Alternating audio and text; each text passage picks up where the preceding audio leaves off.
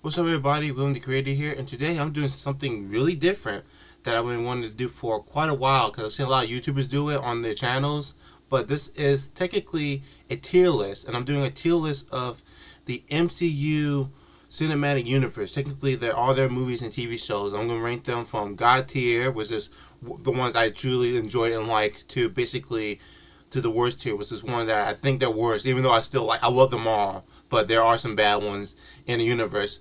But this is just something I want to do, a new project, something different. It's gonna be kind of complicated how I'm gonna do it because I'll be looking at both screens because the screen I'm doing this on is on another screen while I'm filming on this screen. So it's gonna go back and forth, but hopefully this doesn't complicate anything when I'm doing this. So let's just go on with this.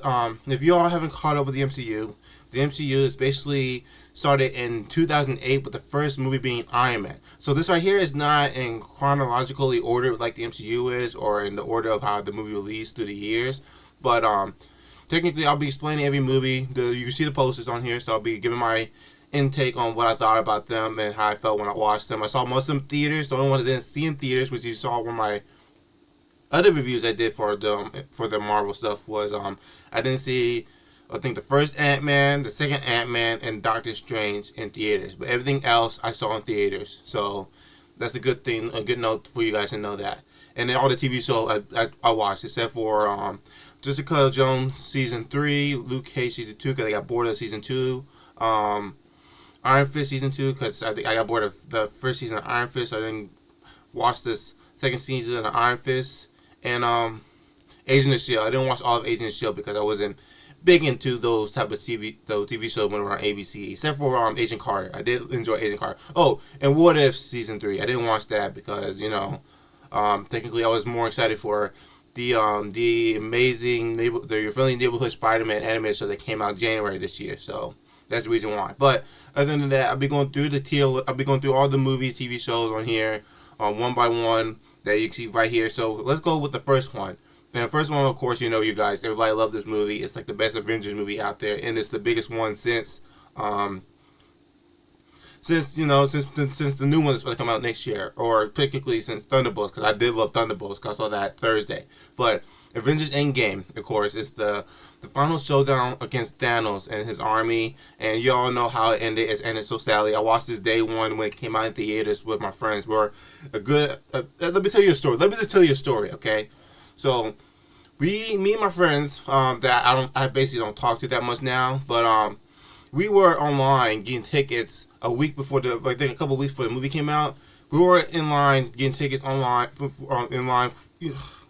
I'm sorry, there's too many online in line. Okay, we were online in line getting tickets for Avengers Endgame for almost 3 to 4 hours, and we got our tickets for the Thursday showing at 5:30 for IMAX.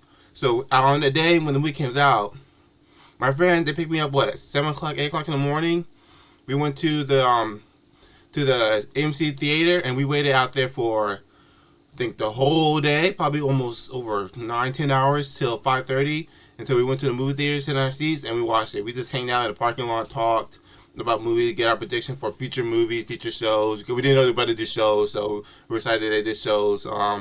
And then we went to to a restaurant that was right in front of the AMC movie theater. We talked a bit and stuff. We had lunch. It was a fun day. I actually enjoyed it. It was fun, even though we were in one area the whole time at the car, sitting in the car, talking and stuff like that, researching, giving our own opinions, own theories of what's gonna be happening in the future MCU. It was fun. I missed those days. But when we went to go watch Avengers Endgame, whole theater was packed. It was super packed, and the movie didn't feel like 3 hours. The movie was 3 hours, but it didn't feel like 3 hours. But when we watched it, man, I came out with the reddest eyes you've ever seen in my entire history. I mean, them things were hurting bad. I was crying because one of my favorite superheroes, he kind of lost his life in the movie. And then there was other stuff that was sad too. But other than that, it was just a good story. And even the Russo brothers who made the movie, because they're good directors, and they're working on Avengers Doomsday right now. And after that, they'll be doing Secret Wars. They did a phenomenal job with the Avengers Endgame. So, if anything, I'm putting this right here up into the God tier. Oh, crap. Yeah, there we go. Here we go. God tier. See, there we go. It's in the God tier section. God tier for a good type of Marvel movie, and plus the cast was just massive, which is why I'm excited for Avengers Doomsday, because the cast is gonna be like over 50 heroes and characters. So I'm excited for that to come out next year in May. Let's go to the next one. The next one is I Am Groot.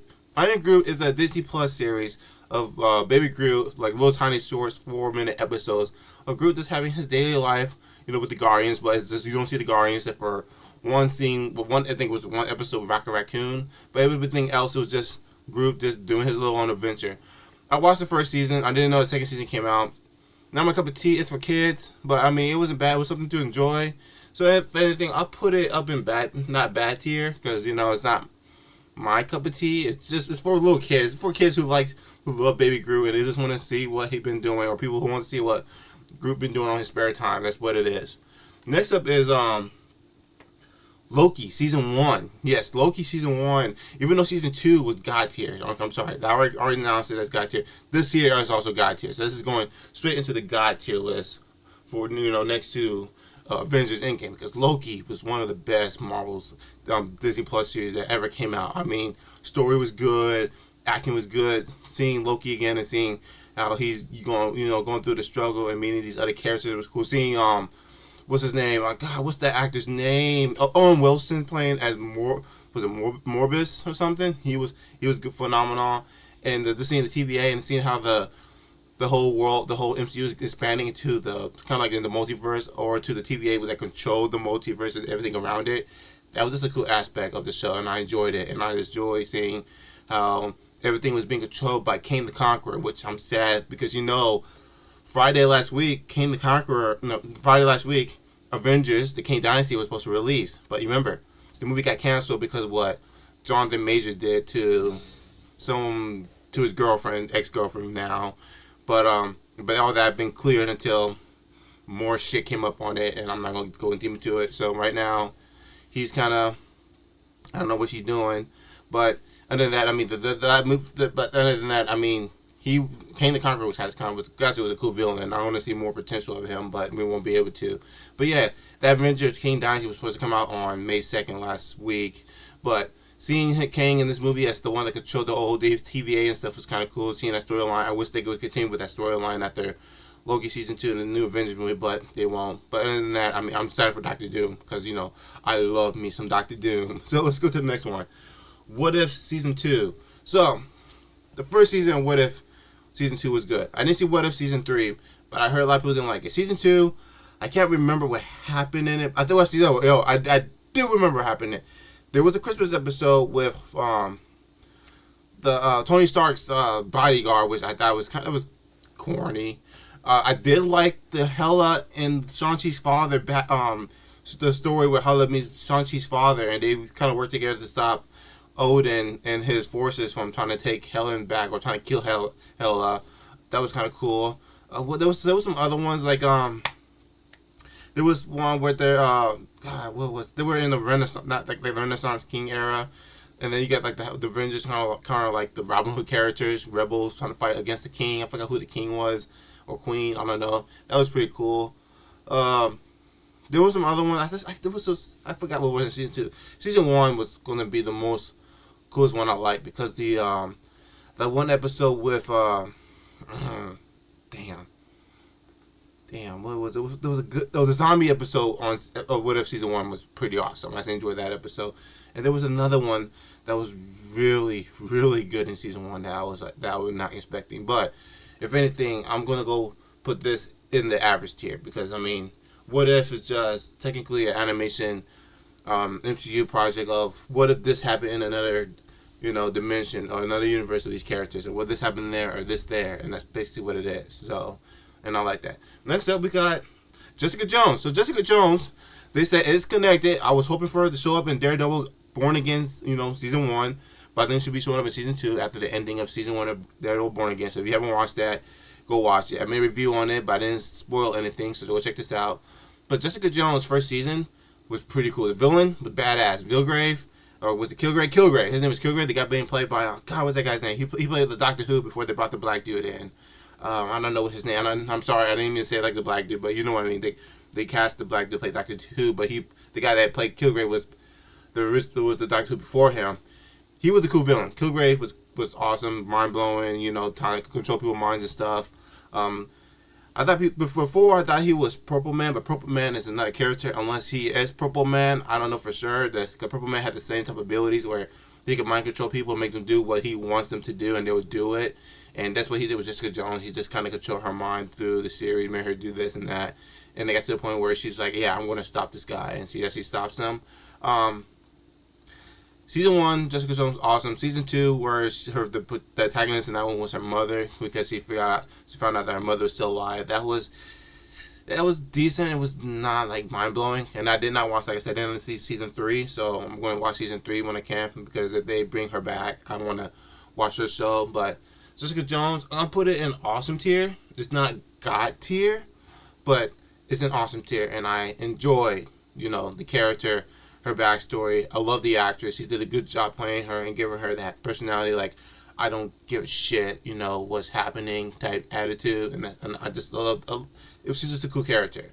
Next up is Black Panther. So I saw Black Panther in theaters when it came out in was it 2018? Because 2019 was Endgame. 2018 was Infinity War, and Black Panther came out in February, while Infinity War came out in May. And I went and see that with my brothers and a couple of his friends, and that was a good movie to see in theaters. Even though I missed the credit scene, and I watched the credit scene later on, knowing that the people at Wakanda called Bucky White Wolf, because White Wolf is another character that the Winter Soldier plays, but they didn't add this in the MCU. They didn't give him that hero name in the MCU. Instead of, they just still give him the Winter Soldier, and then he's part of the Thunderbolts. But Black Panther, the story of the T'Challa and his hometown, and how he has a cousin out there, or nephew. I think it was a cousin or nephew. I don't know. That's out there that's trying to get revenge because what his father did to his father. It was a cool story. I was kind of sad that they killed off Eustace Claw real easily, because Eustace Claw, Eustace Claw, who's being played by what's that actor's name?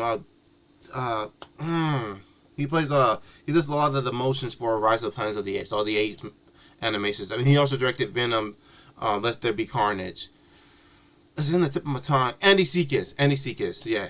So Eustace Claw is technically the main Black Panther villain, even though Kilgrave was also a Black Panther villain, but Eustace Claw is one of those villains where he'll pop up and Black Panther defeat him, go to jail, and he comes out of jail and do his, his animal trafficking again, or his poaching again, and Black Panther got to stop him, or him trying to get to Wakanda, and Black Panther got to stop him. He was one of those characters that just comes like a villain that goes off and on. Like, he'll come back, go to jail, then he'll come back, and he'll go to jail. Him being killed off by Kilgrave, it kind of made me upset that they did that in the movie.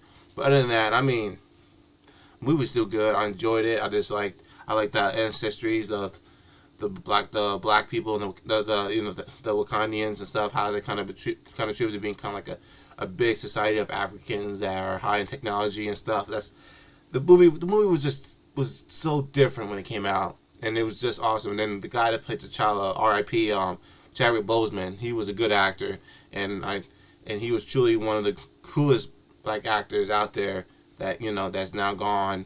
But the movie, he made it awesome. This is gonna be going into awesome tier because it's an awesome movie. I love it. Next up, we got the Disney Plus TV show on Falcon and Winter Soldier. This came out. When did this came out? I think it was 2001, or I think it was 2002, because I know WandaVision came out, and then that came out, and then Black Widow came out, because Black Widow was the first movie to come out in theaters at was it during or after COVID, and then it was during or after COVID, and that's when we got our first 2 Marvel projects, was WandaVision and Falcon and Winter Soldier. But on Falcon and Winter Soldier, I mean, it wasn't bad. It was decent. The story wise, it was cool. I like how they brought in a new Captain America, some dude that just juice up with some super soldier serum to make him buff and stuff, to have the power of Captain America, and he was able to do all this stuff, just like Captain America does. And then one day, after his friend got killed by these terrorists, he chased down one of the terrorists and beat the terrorist to death with the shield, knowing he's not supposed to do that, which kind of him banishing the name of Captain America because if you kill someone as Captain America, you're not Captain America because Captain America don't kill. He just take the villain, he just take the bad guy down, and that's it. The guy goes to jail and stuff, and Captain America is known as being a savior of America, but he kind of ruined that name by murdering a dude with a shield, and then he become U.S. agent later on, and he's part of the Thunderbolts too. The other villain, the girl who's I don't know what to say about the other villain. To tell you the truth, she was just, I don't know. It was just a weird choice of a antagonist to add in there next to the Captain America, who also was the antagonist. But seeing Falcon and Winter Soldier working together, knowing they were best friends with Captain America, it's kind of cool seeing their friendship evolve into how it is now.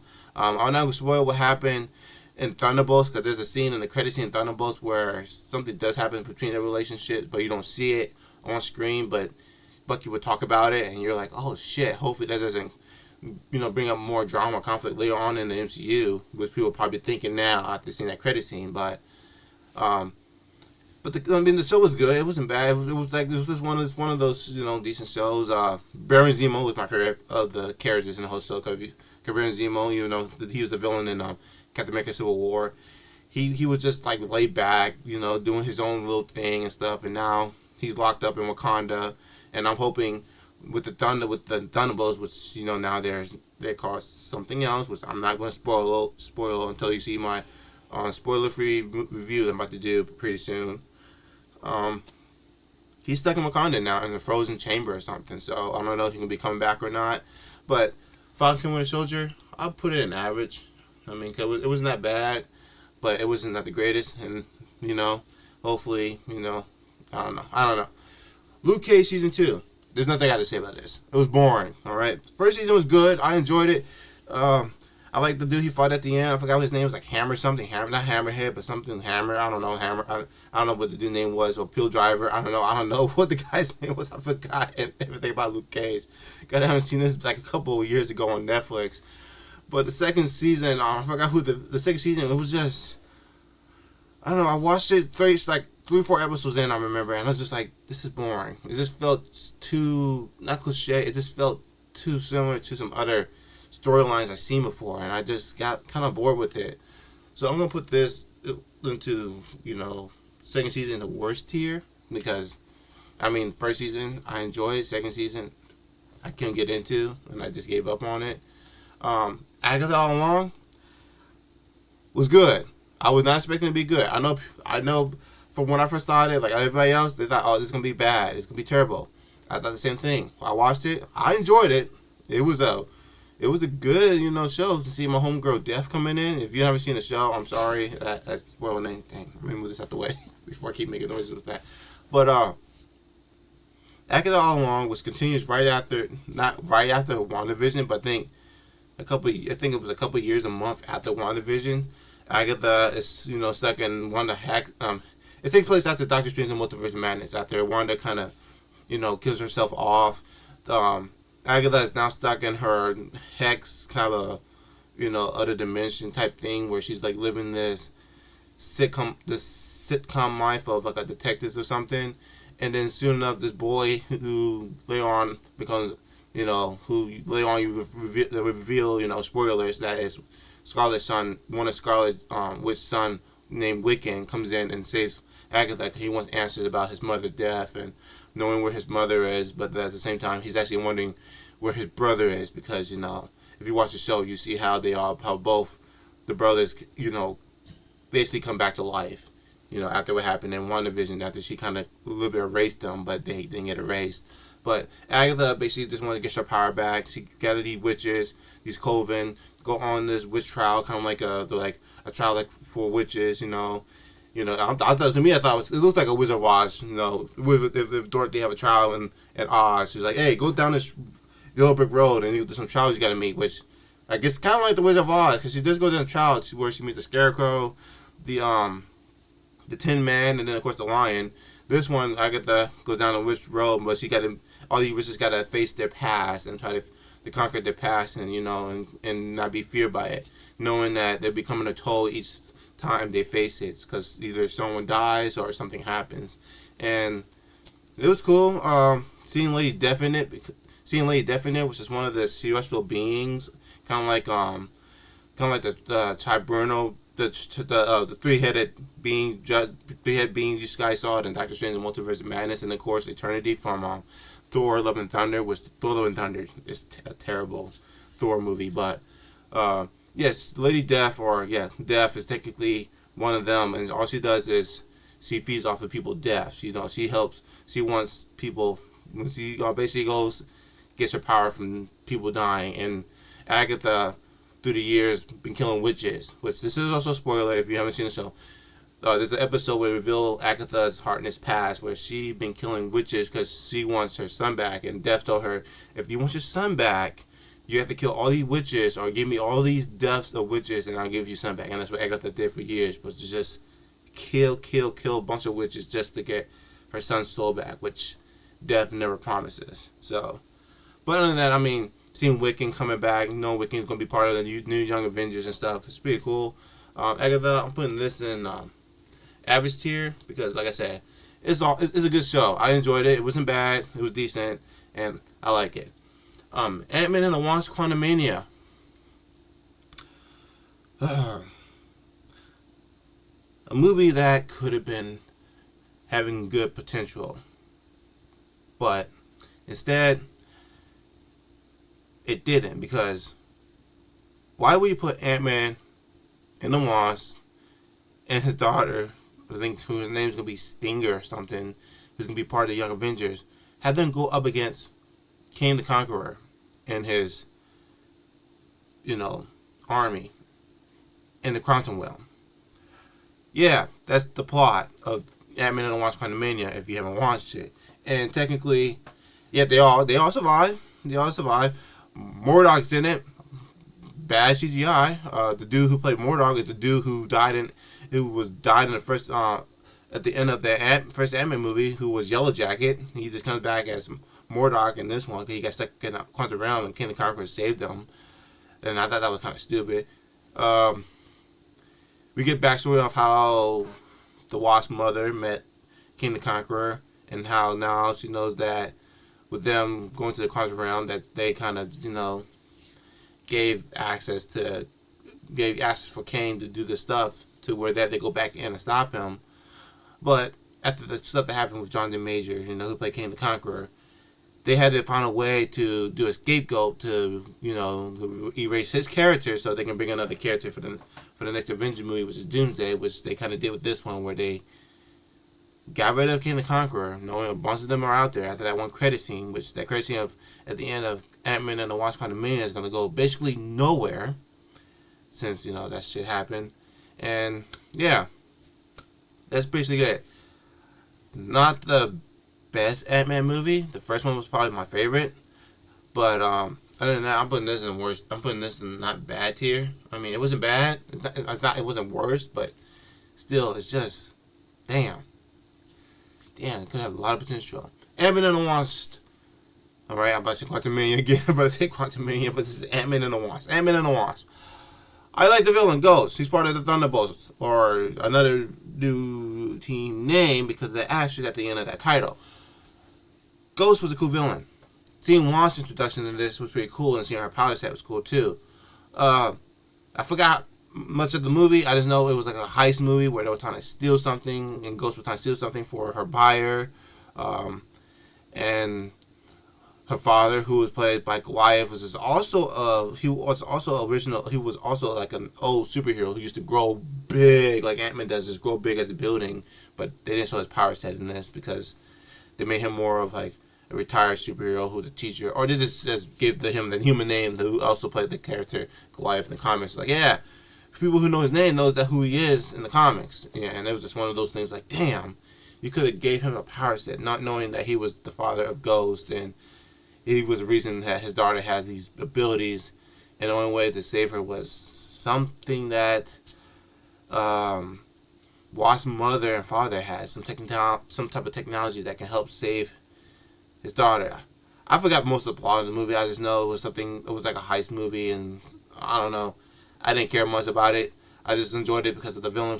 Her power set was cool, but other than that, I mean, like the Ant-Man and Wasp Quantumania. I'm just gonna put it right next to it.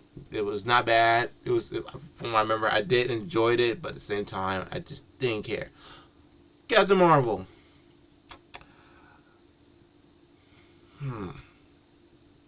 I don't know what to say about this one.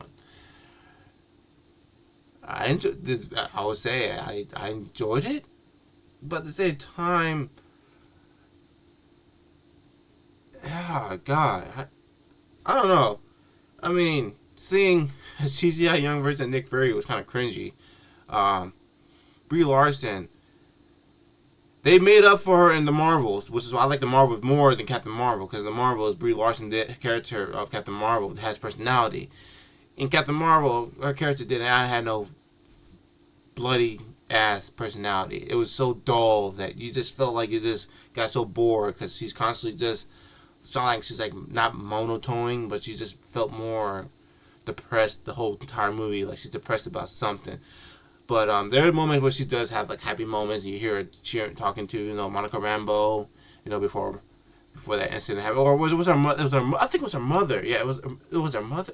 I don't know. It was her mother. She was talking to her mother because Monica was a child in this movie, but Captain Marvel was still But I mean, it was a cool movie. I liked her power set. She was strong. That's the only thing that problem about the movie is once she got her powers, she just felt like she was unstoppable. Like nothing could take her down. Villains were weak. I mean, Jude Law is the antagonist. His character was just ass. I'm sorry. I like Jude Law, but the character was not a good antagonist. I'd rather have them bring in Ronan the Accuser in there from Guardians of the Galaxy, because he was in there, but he wasn't involved in any of it, and he just came in with his ships, saw Captain Marvel destroy a bunch of ships, and he's like, okay, let's bail, let's retreat. We can't take her down. I'm like, come on, the dude can do shit, so he could probably take her on easily. Nah, and then I don't know. I'm putting this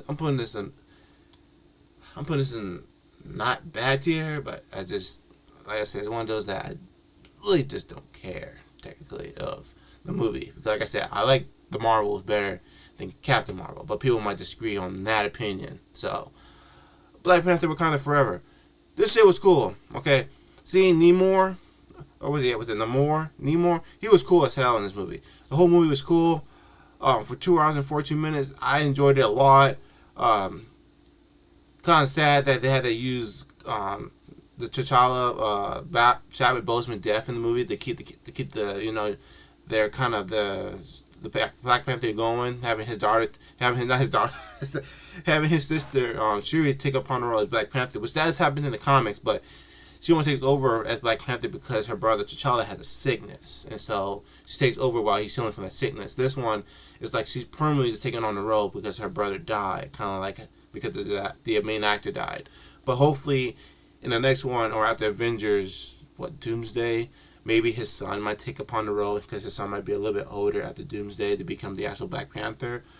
But other than that, I mean, seeing the underwater, like it's not Atlantis, but it's more of an Aztec version of Atlantis. Seeing Namor and those cultural water beings was kind of cool. I enjoy that, all that cinematography and the aspect of the underwater adventure that they go on and stuff.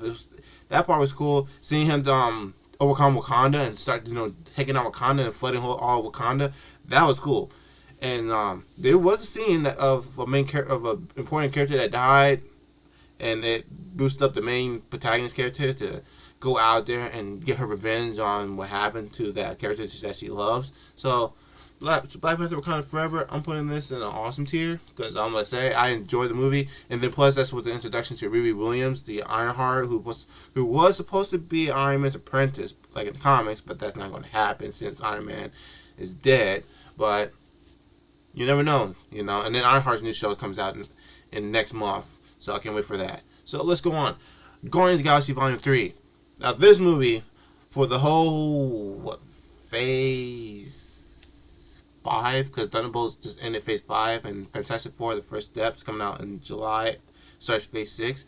Guardians of the Galaxy Volume 3 is probably the best one of all the movies through the phase 5, and it was awesome. It was good. It was a good way just to give a final goodbye to the characters and stuff. not knowing that Star-Lord will be coming back, but hopefully the other characters do come back too, because to us it's like a final goodbye to all the other characters, but they're going to come back, because with Avengers Doomsday and Avengers Secret Wars, they have to come back, and most of the actors make big salary, no money paid from that, so they're not gonna miss that paycheck.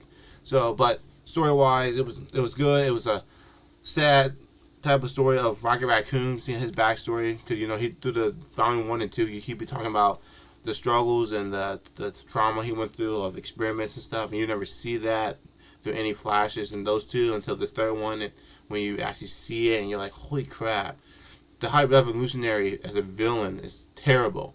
But the thing is, he's a terrible character, but he's also a terrible character too, because he didn't do shit that much in the movie except for what, harassing the Guardians, taunting them and shit. Like you barely see him in action fighting them and stuff. And I want to see him fighting shit, doing that stuff. But the other thing, but seeing the backstory of Rocket was good enough for me to be like, okay, yeah, this is a good story for a Marvel movie. See Adam Warlock, he was cool. He's not the unstoppable Warlock, like in the comics. He's just a newborn type of Adam Warlock, so he's not that strong yet. But hopefully he gets strong in Avengers, Doomsday's Avengers Secret Wars when he comes in. Other than that, Guardians, I'll put this in the awesome tier, because I do enjoy that movie. I still got like 2 movies up here in God tier, which is not one movie and 1 TV show, which is Endgame and Loki season 1. So I don't know anything else go up there, but we'll see. Next one is Doctor Strange and the Multiverse of Madness. I enjoy this movie. Everybody keeps giving it shit. Yes, I know they didn't show a lot of the multiverse. They only showed like a little snippet of it, them going through a bunch of different dimensions, and then after that, it just ended up in one dimension the whole time, where they just fought the Illuminati and all that. And yeah, I understand. You understand the title was misleading for the movie, but seeing Scarlet Witch as an antagonist, that was good enough for me, because she was just going off the rails. That's how you make a villain, because she was going off the rails just to get her children back, and that was badass. It was, and then seeing the cameos of the Illuminati, like Black Bolt, John Krasinski, Mr. Fantastic, Monica Rambeau being the what's that character's name? You know what I mean? And then seeing Peggy Carter back as Petty, Captain Peggy was pretty cool. Captain Carter, I don't know. It was just cool. And then seeing Professor X coming back, seeing Patrick Stewart come back as Professor X. I make everything going backwards for some reason. But that was cool. Seeing Wanda just wiping them all out and killing them all, and stuff. Scarlet Witch was the antagonist that I wanted in most Marvel movies, where she was unstoppable and she would do anything she can to get what she wants, and that's how she was in this movie. So this is going to be going up into God tier, because it doesn't get that much love. But I love Doctor Strange in the Multiverse of Madness. Doctor Strange is one of my favorite superheroes. So, and the Scarlet Witch, she's one of my favorite female superheroes. So that's pretty cool. And like I said, the plot was awesome. She destroyed the Tom Hodge, the place that Doctor Strange goes to, and also America Chavez's introduction. Seeing a character that can go through dimension easily with her powers, and knowing that she's from another dimensions of high terrestrial alien beings, that's good enough for me. It was good. Next one is Echo. Boy, a first rated R Disney Plus TV show, or first rated R Marvel show, or first rated R Marvel product in the MCU, was only the first and third episode being the good episodes, and then the other ones were kind of boring. Yeah. This show, the first episode, the trailer was misleading. At first, it was actually really misleading, because you watch it and you're like, oh, Daredevil's in this. Oh shit, they might be teaming up to take down Kingpin. Let's do this. You watch it, and then you're like, oh shit, he's only in the first episode. Oh shit, it's like a story of just her going cross country to her hometown. Okay, this is just her in her vision hometown trying to do, I don't know. Okay, here's come Kingpin. Okay, Kingpin about to do some shit. Okay, Kingpin got defeated by a bunch of females. That was kind of lame. Yeah, nah. I'm putting this in. I'm sorry, this is going to worst tier. There was another thing I could defend before that show, because because the writing, it's the way it ended. It could have been good if they brought Kingpin in, and Kingpin was pretty vicious, but he wasn't vicious at all. There was only, and then it was, God damn it. Okay. First episode had a lot of action. Second episode boring. It was third or fourth episode that had a lot of bloody action. Other than that, everything else was just all lackluster. If you get what I'm saying. If you get what I'm saying, that's what I'm saying. Alright, let's move on. Daredevil season 2. I don't know much. I forgot about what happened in season 2. I just know that the Hand was in it. He had to go take down the Hand, and then that goes straight into the Defenders. I don't know anything else that happened in there. I don't know if Tripod Mary came in there. I know she came in one of the seasons. I don't know about the first or second season, Tripod Mary, but first, I know season 2 was more of the Hand came in, Punisher's introduction, because Daredevil, who was the lawyer, had to protect this dude, have information on somebody, and then someone hired Punisher to kill him, I believe what it was. And then it was more of the first half of the Daredevil season 2 was Daredevil going against Punisher, and then after that it was Daredevil trying to go up against the Hand, because then he figured out, oh yeah, the Hand is working with somebody. It's been over almost a decade since I've seen Daredevil season 2, but nothing beats the first season of Daredevil, and then the third season actually was pretty good. So, but I said I'll put this in average because I don't know that much about it. Moon Knight was awesome. Okay, Moon Knight was cool. I enjoyed his character. Wish there was more to his other character, which we saw at the end in the credit scene of the last episode of Moon Knight. I just love the Egyptian aspect of it, where the gods of Egypt are all coming together in the pyramids to talk about this one god that's kind of going rogue. Seeing what's his name, Ethan Hawke as the villain. He was kind of cool. Wish he did more, but he didn't. Mostly the whole Moon Knight show is mostly about the main protagonist trying to fight his other personality and stuff, and trying to control the trauma he has and trying to conquer it. Seeing the guy was his Konoshu, I think his name is. That's some bird skeleton dude with a staff. He was cool to see, and him guiding. What's the guy that plays the characters? Moon Knight's human name, I don't know, but him guiding Moon Knight to become the person he's supposed to be. It was a good show. I enjoyed it. It was dark. And like I said, I love Egyptians, mythology and stuff, so seeing that added to the show was pretty cool. So I'll put this up in here in average. I like it. It's not gonna be like awesome, like, oh yeah, this is awesome, or this is god tier, but it's still cool to watch. Guardians of the Galaxy Volume 2, man, don't get me started on Yondu, man. R.I.P. that character. He was so cool. He was so awesome.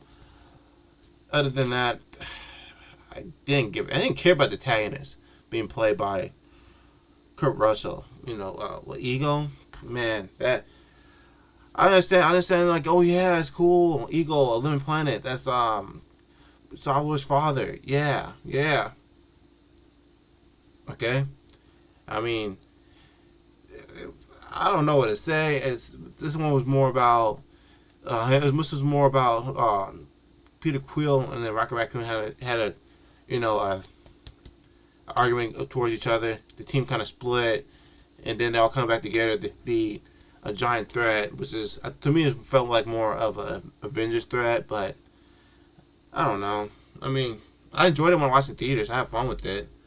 So I mean, I'll put it up here, and I'll put it here in the not bad tier. 'Cause it wasn't bad. It just, I wish there was more, and I wish Ego had done more. But he felt like more of a lackluster villain than anything. And then, but seeing Yondu death was sad. He just shouldn't have gone out that way. But you don't know. They had to find a way to give Star-Lord the development he needed to take down his father, and that's what they did. And yeah, Spider-Man: Homecoming. This was cool. I enjoyed it. Vulture, seeing Michael Keaton as a villain, because Michael Keaton always played a good guy, but seeing him this one time as a villain in the MCU was pretty cool. seeing Tom Holland actually having his own first Spider-Man movie is pretty cool because you see his introduction in Captain America: Civil War. Uh, Seeing Zendaya playing as MJ, which now has confirmed that she was Mary Jane. So I'm hoping in Spider-Man Brand New Day, what comes out next year, that since she's going to college, they were saying something that Zendaya is not gonna have that much big of a line towards Peter Parker, but what's that character's name? What's her name? Sandy Sink. She's gonna be in it. She's the girl from Stranger Things, the redhead chick. I'm thinking that she might be Gwen Stacy, or she could be someone else. But I'm thinking Gwen Stacy. Someone predicted that she could be MJ and Spider-Man and Peter Parker's daughter. Because with the multiverse thing, she could have came through another dimension to there, which to me that would be kind of ridiculous if they go that route. So I hope she's Gwen Stacy. I hope Miles Morales comes into Spider-Man Brand New Day, but I'll talk about that another time. So Spider-Man Homecoming was cool, seeing him going to school and stuff. You get no backstory. This is basically just going straight into Spider-Man and how he's dealing with stuff after what happened in Civil War, and how he's trying to become Iron Man mentor and trying to become part of the Avengers, which at the end he does go in to become part of the Avengers almost, but then he kind of told them, "Yeah, I don't want to be an Avenger. I want to do my own thing," and he just walk away. And then was it Happy Hogan and Tony Stark just looked at him and they're like, "Okay, that's awesome, that's brave." And then Peter Parker just goes on to his own thing, and to protect his city of New York, and that's basically how it is. And then of course we get that credit scene where Vulture ends up in the Morbius universe, which that went nowhere since the Sony universe has been canceled. Oh man, god damn, Sony and it. It's like you make what, one good movie was Venom, and the rest are trash, and now we don't know what the hell is going to happen to Vulture. So we don't know he comes back. We don't know he came back to our MCU. Like, hopefully he came back to the MCU so he can continue being a villain, but now at the same time, we won't know because all the villain Sony stuff is all canceled and they're not making no more. But other than that, Spider-Man No Way Home, it was a cool introduction for Spider-Man. It was better than I'm sorry for the people who love Andrew Garfield, but the Amazing Spider-Man was cool, but when it comes to Amazing Spider-Man 2 with Electro, that was ass. So I'm putting this up here in average tier, because there's another Spider-Man movie later on my list that I like the most. But Homecoming wasn't bad. Iron Fist season 2, I've never watched it, and I didn't like the first season, so I probably won't like the second season because a lot of people complain about the second season. I would still give it a watch, but I might not like it.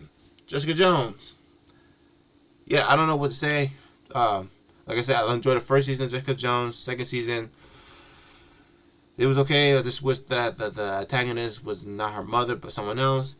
And I don't know what the third season is about, but I'll put this up here with bad tier because I don't know. I could be wrong. For now, I might want to watch it. It might change to something else. And I'll let you all know in a video when I'm doing a Marvel, I'll be like, oh yeah. Not to mention, if you see my tier list, Jessica Jones season 3, I finished it. It'll be going on to this list of this part of the tier now. I might do something like that. But for now, I'm going to stay in there. Jessica Jones season 2. I'm putting this in worst tier because one, the season 2 was boring. 2, it was hard for me to struggle when watching through it, and I remember I struggled a lot watching through it over a decade ago, and it was hard. 3, I didn't like the antagonist, and 4, I still don't know to this day what the fuck happened in that season. Sorry with the F-bomb, but that's just the truth. Next up is Iron Man 3.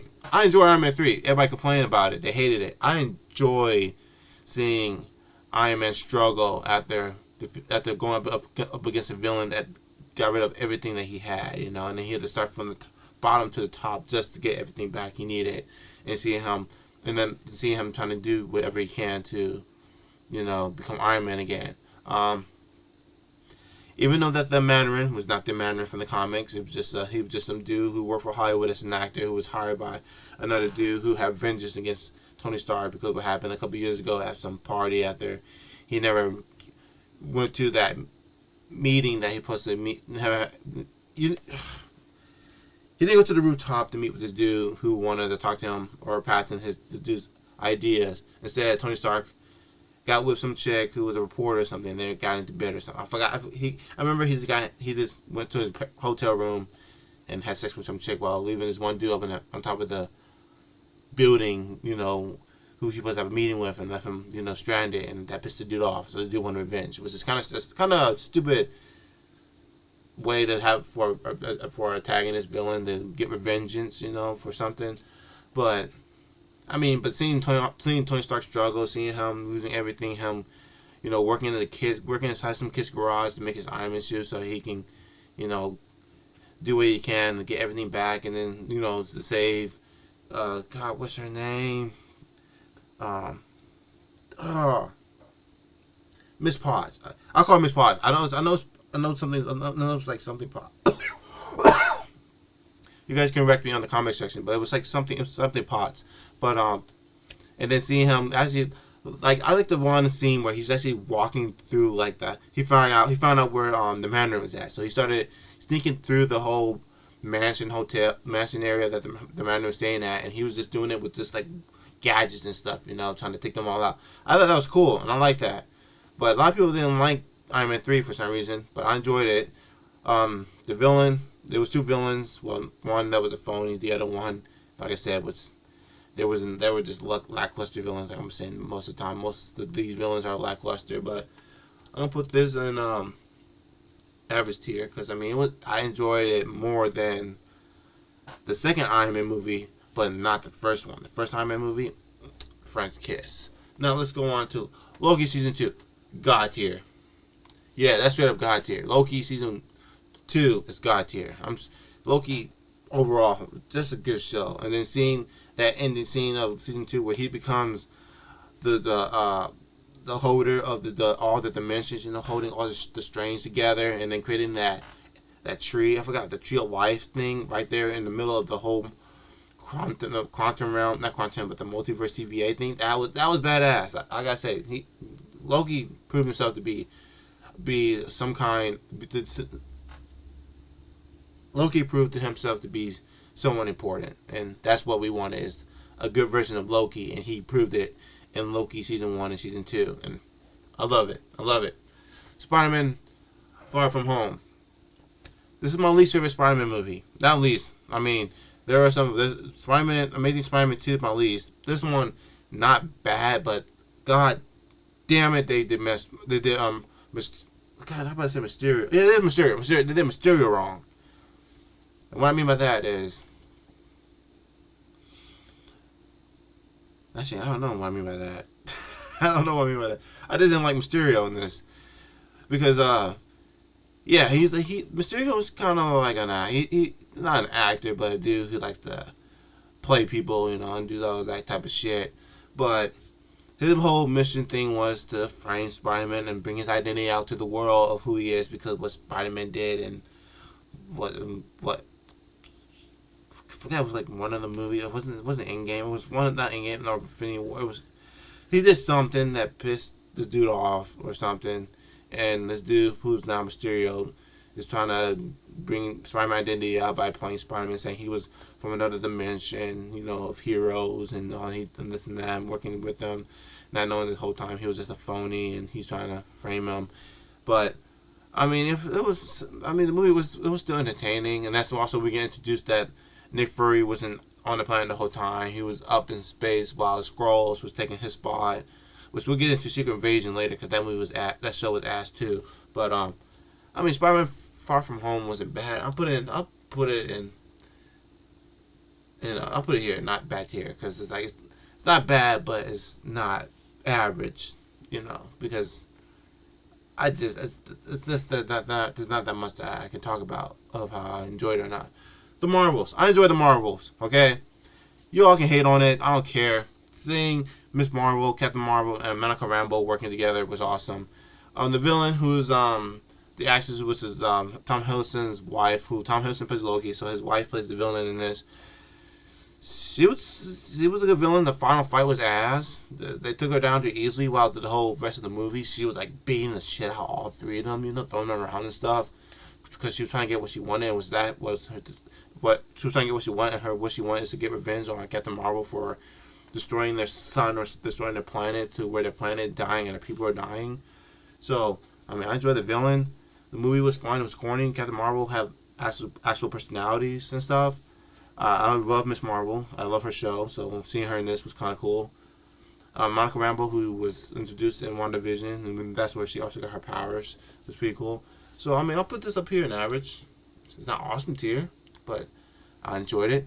Doctor Strange is going on an awesome tier because, you know, Doctor Strange was awesome. The first movie of him coming into the MCU, I didn't see it in theaters, so I had to buy the movie and watch it at home, and I enjoyed it a lot. And it was a mind-bending movie, just seeing all those, you know, wicked stuff going off and on of him going through different, you know, I don't even know how to say what he was going through. And then Tilda Swinton, who played his mentor, she was awesome and stuff. The villain being played by Matt Mikkelsen, which he was awesome too.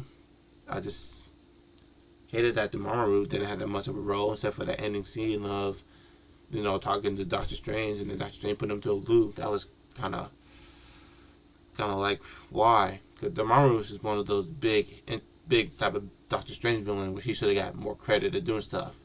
But hey, hopefully we can see him in the next Doctor Strange movie, since his niece is now teaming up with Doctor Strange to fix all these different dimensions that Doctor Strange kind of put in haywire. So, but yeah, I'm gonna put it in option tier because I love Doctor Strange. He's my favorite MCU. He's my favorite Marvel superhero, and that was a good MCU movie.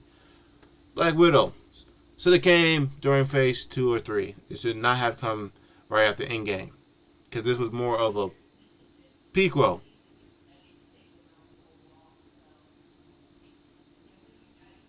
This was mostly a prequel movie, okay? A prequel to Black Widow's backstory, and basically a prequel to Black Widow's backstory, but also a continuation after Civil War of her trying to run away from the government, since she now became not a rebel or a traitor or something. And yeah, seeing Yelena in this was cool. I loved the actor playing Yelena. Seeing David Harbour playing as the Red Guardian, which is now both of them are part of the Thunderbolts, or I'm not gonna say the name. I'm gonna be saying that a lot till I get to my spoiler-free video. They're cool. I love their characters. Seeing her mother was cool. Taskmaster is what turned me off from this movie, of not giving anything good about it, because Taskmaster, if you know, I don't mind him being a female. You know, yeah, I'm saying him because in the comics it's him, but in the movie she's is a female. So I didn't mind that they did a gender swap, but they didn't give him the skill set that he has of how strong he is. I mean, they showed it in the movie a little bit, but then after that it was like, this just went down. I'm like, what the fuck? You know Taskmaster cannot be defeated that easily, but like the beginning of the movie, you see Taskmaster, he's over there with doing like Hawkeye stuff and doing Black Widow stuff and doing all the other stuff, and then all of a sudden, later on, it just goes, and you're like, why? Why did his skill set goes down, and they start beating his ass easily? And then them adding the aspect of the Red Room, which is kind of cool and stuff, but I don't know. And then I just hated that they gave him a different origin story and saying, oh yeah, Taskmaster was ex-Widow. In the comics, he was not an ex-Widow. In the comics, he was a goddamn mercenary. And I wish they would stick to that way, where Taskmaster was a fucking mercenary going after heroes and trying to take their skill sets and use it against them. But instead, you know how in movies and shows they like to change the story around for characters that already been made. So Black Widow, I'm gonna put this in bad, and I'm putting it worst tier. I don't know. It's actually one of my least favorite Marvel movies, not because it's the female superhero movie. It's just because they take one of the coolest villains that I like and just give him a dumbass 360 version of it. Next up, Eternals. Another movie that people complain about. I enjoyed it. I enjoyed it a lot. I'm putting this up in God tier because you know why? Eternals is the setup to everything that happens in the MCU. Basically, Eternals are the biggest part in the Marvel comics. The Eternals are technically the reason why the Marvel comics and all of MCU movies, all the characters, everything exists. Because if they didn't exist, all that shit wouldn't exist. Yes, the Eternals are technically the god beings of was it Sentinels that were created by Terrestrials to go to different planets to to help the human beings to develop and help them evolve and stuff. Yes, that's true. That's what they do in the comics too. They help them, evolve and so that they can, for something later on. The reason people didn't like it is because they didn't get involved in helping the superhero to help the Avengers to fight against Thanos. Well, the reason why is because, like they said, if they get involved with the humans or the Avengers to take down a giant threat, then it's meaningless because the Eternals would have took down Thanos easily. But they need to get the humans, or the superheroes, a purpose to fight Thanos and have whatever and the things that happen after they defeated Thanos for them to continue on and move on to get stronger. Because you don't do that and they come in to help out, then then the heroes see that the Eternals took down Thanos that easily. Then it's like, oh yeah, we could depend on them. So any situation that happens, the Avengers should be depending on the Eternals to come in, and that's how human society is.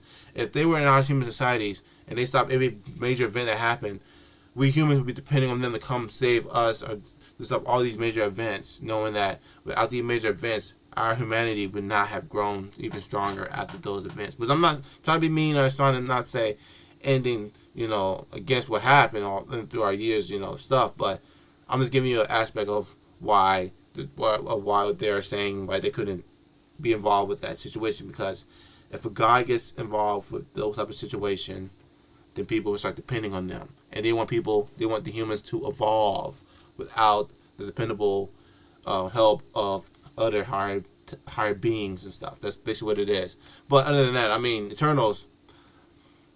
Seeing Eternals and seeing them kind of evolve the Earth was pretty cool. Seeing them evolve the humanity and stuff. Only thing that that's kind of bad about the movie is the credit scene. It's been almost. Let's see, the movie came out 2022. So 3 years and the credit scenes still lead to nowhere. I mean, Captain America: Brave New World did mention about the statue. But other than that, I mean, there was nothing else for the. We didn't have nothing else for of where they went, where Ashram took them away. We didn't have nothing for where the other Eternals went, in that ship. What's his name, Star Fox or something, the guy that played the one Thanos' brother being played by Harry Styles. Where what's going on with them? Nothing. We heard nothing about the Eternals through all these years.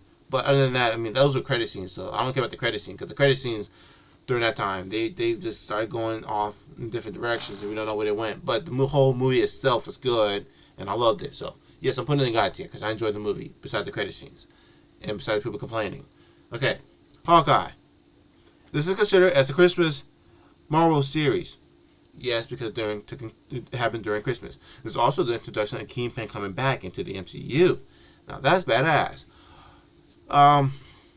Kate Bishop was cool, played by Haley Steinfeld. Seeing Jimmy Renner's playing Hawkeye and him doing his own solo mission, that was cool because he came back out of retirement from after Infinity War? No, after Endgame. No, yeah, he went to retirement after Endgame, and then Infinity War. After his family got dusted, he became Ronin and started slashing and killing, assassinating all these bad people. And after Endgame, after everybody came back, he retired. But then he had to come back out of retirement because of Kate Bishop got him in some trouble because of her using his weapons and stuff. Because he bought his sword or something and started using it, and now people think that Ronin's back, and he had to clean Ronin's name. And now and then the girl Echo, which I mentioned Echo series, which I didn't like, she has to come in and try to take down Hawkeye, Ronin, not knowing that it was and stuff. And then all this was kind of set up by Kingpin. I forgot most of the stuff, but that's all I remember. And then there was some type of musical about the fight of New York they had there, which became so big that they now sold little Easter eggs up there and a bunch of these shows and stuff. It wasn't bad. I mean, I enjoyed it. It was a fun watch through all the episodes when they release every week, and stuff. But I mean, I'll put it like I said, it's not bad. I'm just sad that season 2 got canceled because these dickheads want to pay Jeremy Renner less than he originally made from the first season, so they want to give him like 50% less than he already making. And I'm like, and now I'm thinking to myself, that's kind of fucked up. You guys doing that? You should give him more like he did in the first season, but you want to give him less than when he made the first season. No wonder why he canceled it. And now we won't be able to see his brother coming in, because his brother was supposed to be the antagonist in Hawkeye. Because Hawkeye does have a brother. I forgot what his name is. I just now noticed it and heard about it like a couple of weeks ago or a month ago when I researched it. But yeah, his brother was supposed to be the antagonist, and now we won't be able to see that. Ms. Marvel, I enjoyed this show. This show was made for kids. People complain saying, "Oh, this show is too kiddie and stuff." Hold on, I'm talking too fast. People complain saying that Ms. Marvel was made for kids. That's the point. The show is made for kids. The comics, it's probably like kind of like kiddie. So I don't know. I don't read the comics, but the show, Ms. Marvel, she's a kid in high school. Of course, it's gonna be made for kids who wants to enjoy Ms. Marvel. I enjoyed the show. It was a cute, relaxing, fun show to watch, and seeing her character, and then seeing the history of her ancestors who had this power that passed down the generation. Not knowing that the band she has was actually bands from a celestial god being, I believe. It was actually, at first it was saying it was from King the Conqueror, but now I'm believing that they're going to say, oh yeah, these were made by Galactus or some other type being. I don't know. I know they're going to change it, but she got both gauntlets down after the Marvels. But I mean, Ms. Marvel, it just felt like one of those shows where you just after watching, you just gotta be happy about it, because I was happy when I watched it. So I mean, I'll put this in average, because I enjoyed Ms. Marvel. It wasn't bad. It was cute. Like She-Hulk. Everybody hated She-Hulk. They say, "Oh yeah, this show is meaningless. Oh, this show," or all the guys that don't like that are complaining because of the female protagonist. Yeah, we don't like this. Me, I enjoyed it. It was relaxing. We need some relaxing Marvel show. We need some shows in the MCU that's relaxing. We don't need everything to be serious and dark, or they got to be on point of what it needs to do. Sometimes you just need a show that's fun and goofy, and that's what She-Hulk is. She's like that in the comics. She's fun and goofy. I enjoy her show. I enjoy her character. Shit, there was some scenes I was laughing at some of the episodes because there was some stupid stuff, and I'm like, that's ridiculous, because CGI, I agree with some people on CGI. Some of the CGI was kind of terrible and cringy, but I mean, what you supposed to do? You want to see her in makeup, but prosthetics? Shit, that probably be more terrible these days than with the CGI. They could have fixed the CGI a little bit better. The one scene where where Hulk comes back with his son, with Scar, now that was creepy, because Scar doesn't look exactly like he is in the comics. Scar looks like he's a buff, mean piece of shit. This one, he just looks like a scrawny little buff kid that doesn't know anything. Sorry. Sorry, I don't know what I'm talking about. I bet y'all don't know what I'm talking about. There's a scene, the ending of She-Hulk, where she's at her family dinner after she broke the fourth wall to talk to the Kevin bot, who controls all the MCU stuff, to have the Kevin bot to change the ending of She-Hulk. She has a family dinner. Daredevil was there, Matt Murdock, who she had a one-night stand with, who she was supposed to be dating, but now we know in Daredevil Born Again that they're not together anymore. She's there with Matt Murdock, with her family members. Hulk comes back, and he told everyone, like, "Hey, I have a son. Meet Scar." You see Scar come up, and everybody's like, "Oh, Scar. I'm over here. I'm looking at him. I'm like, that's your son? That's Scar?" I look at him back in the comments, like, this is Scar. He's a mean-looking piece of shit. What I mean by that, I mean he's buff, he's mad, he's angry. This kid comes in, he just looks like he's bored, shy, and I think to myself, that's not Scar. Like, that is definitely not Scar. What you doing, Marvel? What you doing, Kevin Feige? But hey, that's one of another credit scenes that didn't go nowhere. But hopefully, with that one artwork we got for Avengers: Secret Wars, it looks like we'll be having like the alternate dimension where it's all like a medieval Hawk dimension to have all three of them in there. We might see that. But She-Hulk, I'm putting this over here, and it's not bad, because like I said, I enjoyed it, but it's not bad. But it's not. You know what? I'll move up to average. It's average. I enjoyed it. Other people don't like it. I enjoyed it. Now, Thunderbolts. I'm gonna try to say less about this because I got to do two videos for this one. So, Thunderbolts. Yes, this is going awesome tier, because that's probably one of the best MCU movie of Phase 5. It was so good. It was awesome. It was fun. A lot of action. It felt like I was watching the Winter Soldier, Civil War, one of those type of movies all over again with these characters, and seeing all these vigilantes, mercenaries, working together to take down a bigger threat was just badass. I enjoyed it. And Red Guardian, he made me laugh the whole time. I love Red Guardian. He's one of my favorite characters from the show. And then seeing Elena, God, the actress, Florence Pugh, that plays her, she is so fine as Elena. God. Yeah. I'll explain all that in the Thunderbolts movie review. So just watch out for that when I drop it. But let's continue because I don't want to talk anymore about Thunderbolts.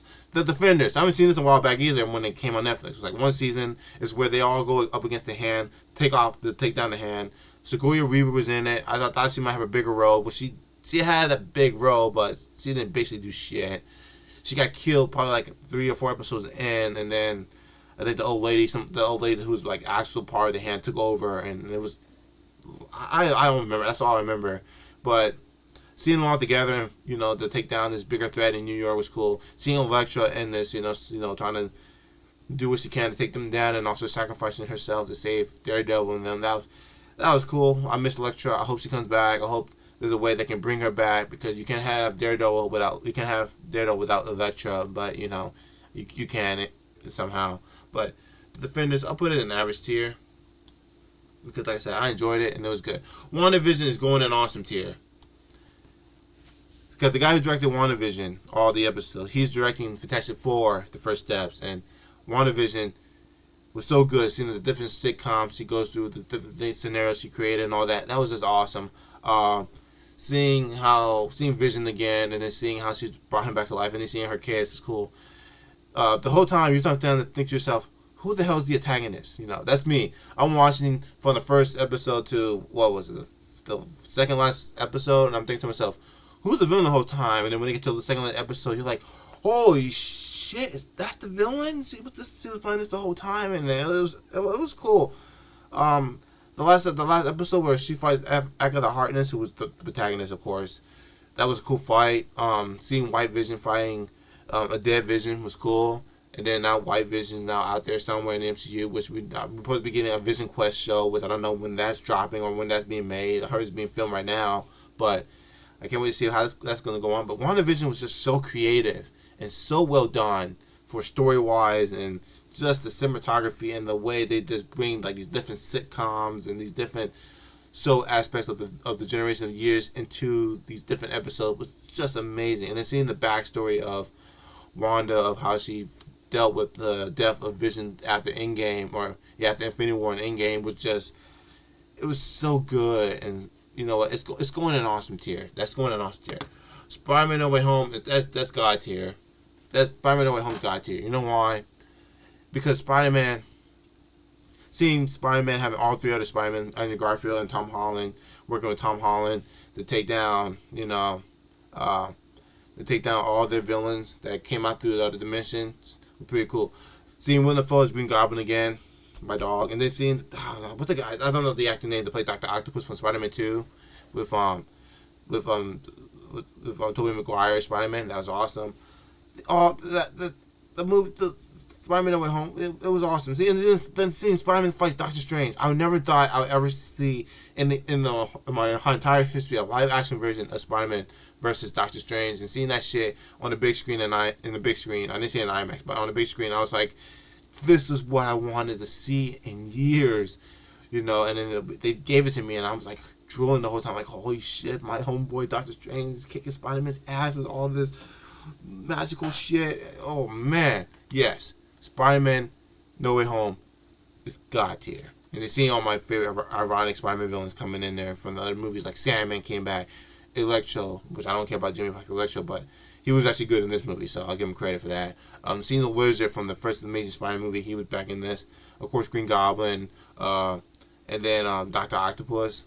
Yeah. Awesome. Captain America Brave New World.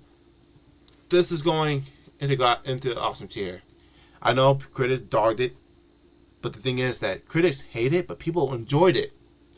Now, I only got one problem with it that I didn't like about it, is that the villain, who was teased in 2008 Incredible Hulk, which I knew they're going to bring him in not over a whole decade later, but the design they gave him in this movie, he looked like a deformed cancer patient. I'm sorry I'm sorry that's kind of mean to say, but he just looked like a bald-headed dude with a bunch of bumps and pimples on his head. Instead of, they had an original design that they just dropped after a couple weeks after the movie came out in February, where it shows him looking like his actual comic book part character of the leader. Giant bald green head with a little bit of hair on top. That's what we wanted. But no, they're like, yeah, we don't want to scare the people watching it with our horrible CGI and stuff, so let's give him a bunch of pimples and stuff on the top of his head. The hell is that? You probably all seen my review on this a while back on the Captain America Brave New World review, but yeah, it was terrible. Other than that design of that character, everything else was awesome of the movie. I mean, seeing Sam Wilson playing the role as Captain America, officially was pretty awesome. Seeing Harrison Ford taking on Thunderbolt's role, because the actor that played him before, he died. R.I.P. to that guy too. Sorry, I meant to do a cross, but yeah. The guy who recently played Thunderbolt Ross, he was awesome. He was awesome in The Incredible Hulk. He was cool in Black Widow. He was one of the characters where you're like, yeah, he's not that important, but yes, he is important, because he's the one that helped Tony Stark start the Avengers, basically, by telling him where most of the Avengers are, the heroes are, before the first Avenger movie came out. He's the one that created the Soviet records, which is basically saying that if you become the Avengers, then you got to follow these rules and not do this type of stuff. Which he's the one that kind of created that whole conflict of a civil war between Captain America and Iron Man, and also he's and then some other stuff that they saw in the movie, and now he's become president. We don't know that we from the trailer we knew that he was Red Hawk, but we didn't know the reason why he became Red Hawk, and then later on we figure out why he became Red Hawk. Ooh, I'm losing hair in my ears. But other than that, I mean, Captain America Brave New World, I enjoyed it. It wasn't bad. Now, Secret Invasion, God, that's going on worst tier. You know why? They killed off my homegirl, who was supposed to be Nick Fury's, second in hand. They killed her off in the first episode, which was ass. The story about the Skrulls and stuff, I thought it was kind of cool, but then after the Secret Invasion ending and leads into the Marvels, we heard nothing about the Skrulls at all. We still have nothing about the Skrulls except for that one line that the dude said in one of the episodes of Daredevil Born Again, where he's accusing Matt Murdock, saying, "You think I'm a Skrull?" And I'm like, yo, you just dropped the Skrull, and there's knowing you all just kind of abandon the rest of the storyline for the Skrulls, and then of course making Emilia Clarke character to become the Super Skrull was, god dang, that was a terrible CGI. And then figuring out that Rhodey was a Skrull the whole time, and then we found out that he was inside a pod inside their compound at the end of the whole episode, the whole season. It's like, yo, seriously? Like, I don't know. This was one of those shows where it just shouldn't have been made, but I'm not working with the studio, so I don't know why. Deadpool Wolverine's going in God tier. I enjoyed it. Seeing Deadpool and Wolverine teaming up, the fight Cassandra Nova was awesome. Cassandra Nova, she was a badass. I'm still kind of upset that they didn't make her ugly like in the comics, but they had to do it to bring people to watch the movie, so they had to get an actress to make it look pretty decent. But still, seeing the cameos of different X-Men from like the old X-Men movies in this movie is awesome. I enjoy that. Seeing Wesley Snipes coming back, Julia Roberts as Electra. Not Julia Roberts. God, what's her name? Jennifer. Ben Affleck's wife. Ex-wife. Jennifer. I don't know her last name, but her name is Jennifer. I know her name is Jennifer. She comes back as Electra. Changed him as Gambit, which was a big surprise. That was awesome. And then, of course, X-23, the girl from the Logan movie. Seeing them all come back to help Deadpool, Wolverine, to take down Cassandra Nova, that was cool. That whole movie was awesome. I enjoyed it. Only thing I was sad about is I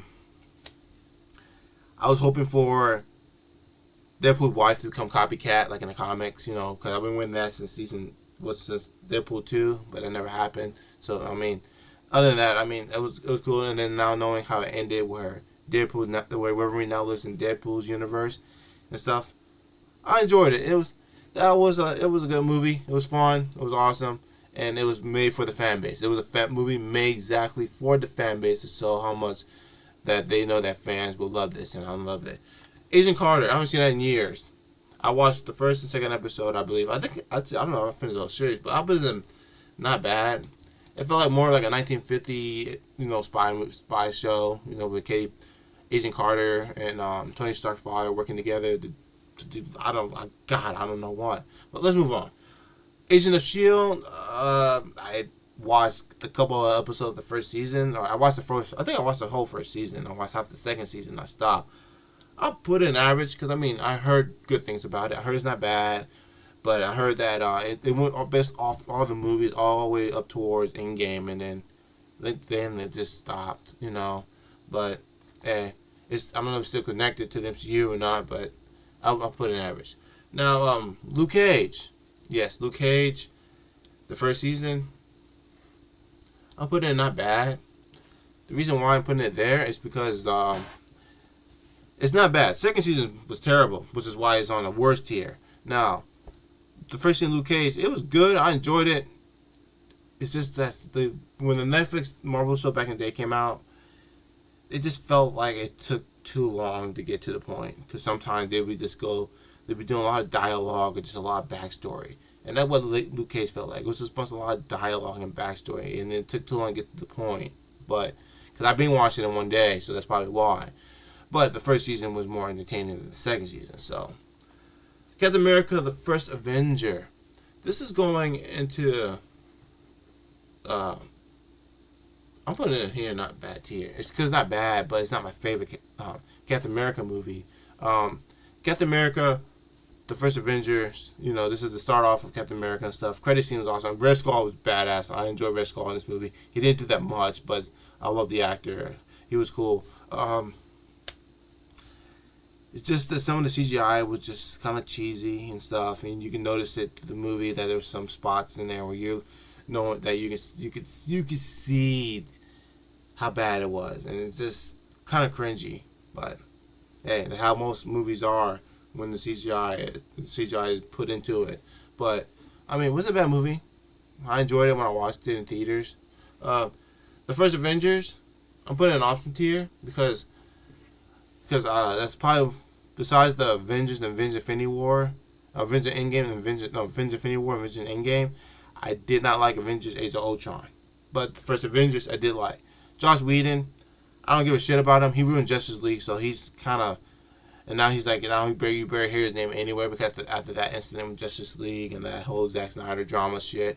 But the first Avengers movie was good when it came out. I mean, when it came out in 2012, and I went to theaters to watch it, I was mind blown. Everybody was mind blown, and that's why it made over $600 million alone in the U.S. because it was just one of the biggest events of a superhero movie that nobody thought would be that big. And seeing all the characters come together from all those other movies that came out before it, just to have that one movie was just epic during that time. And I enjoyed it. I enjoyed the story. I enjoyed seeing all the characters meeting for the first time, and they're all about to collide with each other, and now they work together to take down Loki, because Loki, who was working with Thanos, we don't know he was working with Thanos by the time until the end credit scene, came to New York and started invading New York with all these alien creatures and stuff, and they had to take all of them down and stuff. That was cool. That was awesome to see in theaters, and I'm so glad I saw that in theaters and stuff. So I'm glad. Thor: The Dark World. How should I put this? Like, I might put it. Ooh. Yeah. Yeah. No. I'm putting it not bad. The reason why I'm putting it not bad because Thor: Love and Thunder took the spot of being a bad Thor movie. Besides, right under Thor: The Dark World. I enjoyed Thor: The Dark World. The villain was a lackluster. Yes, the villain was a lackluster. But his sidekick, the buff dude, the one scene where he's just being Thor into the fucking ground. I was like, that's awesome. And then the movie is really important for one of the stones, the Aster Stone, the Red Stone. It was way important for that stone. Which people who watched it like back in the day when it came out, they're like, oh yeah, this Thor movie, it was terrible. I don't like it. But then later on, when you learn that the Red Stones was part of something bigger than you thought, and then people were like, oh, Thor: The Dark World is actually an important movie too. The Infinity War stuff because of the creation of the Red Stone. I was like, okay, that's the reason why the movie is still good, and now people are enjoying it after seeing how bad Thor: Love and Thunder was. But Thor: The Dark World, it was good. It was good. You see the death of his mother. You see Loki struggling after seeing his death of his mother being killed by one of the elves. And then what else? The ending of the movie. I mean, yeah, the ending was kind of ridiculous with the monsters, and then they're using the portal for that monster to defeat it. That was kind of stupid. But other than that, I mean, it wasn't a bad movie. You see the breakup between him and Natalie Portman's character. I forgot her name was. Jodie. Wait, what? God, no, what? Not Jodie. Was it Jodie? I don't know. But Jane. Her name was Jane. Jane. Yeah, seeing the breakup between Thor and Jane was kind of unnecessary. But other than that, I mean, the movie wasn't bad. It's actually really important to everything, but it's not bad. Now, Captain America: The Winter Soldier is going to God tier. Yes. That movie was awesome. Winter Soldier was badass. That dude was just kicking ass left and right. That's another movie of a protagonist that will not stop until he gets what he wants. And what he wants is to kill Captain America. And he did everything he can to take down Captain America. And that's telling you something. Not knowing that the whole time it was Captain America's best friend Bucky, who was brainwashed by Hydra to be used as a super soldier to take down Captain America. That was awesome. Captain America Winter Soldier was a good movie. And then seeing that not knowing that all the whole government was being run by Hydra at the same time, or with S.H.I.E.L.D. Was S.H.I.E.L.D. being run by Hydra the whole time? That was a big surprise in the movie. When you watch it and you see the dude going up to one of the ambulance going, "Hell, Hydra," you're like, "Oh shit!" You're like, "Oh shit!" The leads of S.H.I.E.L.D. are part of Hydra. That's good writing. And plus, it's from the Russell brothers. You can't miss them. Anything they do is just top tier. So, Winter Soldier, God tier. It's God tier. Guardians of the Galaxy, this is going on awesome. Reason why is people thought when they saw the trailer when the movie came out back in 2013, was it 2013. It was 2013. Was it 2014? It was 2013 and 2014. Guardians of the Galaxy came out. Trailer came out, people thought, okay, this movie's gonna be boring because they don't know any of the characters. It was something brand new, and they think, okay, yeah, we're not gonna like it. Movie came out, people went to watch it. Their minds were blown because this movie was awesome. I went to see it with my brother on the I remember I took days off from my work for my birthday, and I went to watch it because it came out the week before my birthday, and I went to watch it with my little brother, and I came out so happy seeing that movie because it was such a good movie. The way they set up the Guardians, how they all meet each other, how Ronan the Accuser was the bad guy, and then you see the scene where you actually finally see Thanos in that one scene talking to Ronan the Accuser and stuff. The whole movie was just so good, and I love it.